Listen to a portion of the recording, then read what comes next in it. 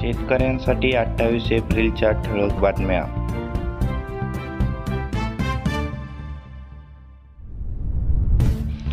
99,000 ton कांदा निर्यातीस परवानगी.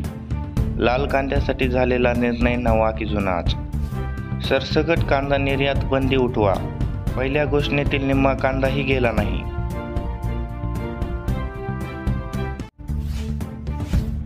दिवसाआड अवकाळी पावसाचा तडाखा, कसा होईल पंचनामा? प्रशासनापुढे पेच. कडक उन्हाळ्यात पावसाची प्रचिती. मागील 15 दिवसाच्या कालावधीत गारपीट, वादळी वाऱ्यासह अवकाळी पाऊस पडत आहे. त्यामुळे शेतकऱ्यांच्या पिकांचे नुकसान झाले आहे. तूरडाळ तेजीत. अवकाळीमुळे उत्पादनात घट. दर 180 ते 185 रुपयांवर. अपुरा पाऊस आणि काढणीच्या वेळी झालेल्या अवकाळी पावसामुळे तुरीचा दर्जा घसरला आहे. तुरीचे दर 12,000 प्रति क्विंटल. शेतकरी आत्महत्या वाढल्या. सरकारने केवळ 5 किलो रेशन देण्यातच धन्यता मानल्याचा दावा. प्रियंका गांधी.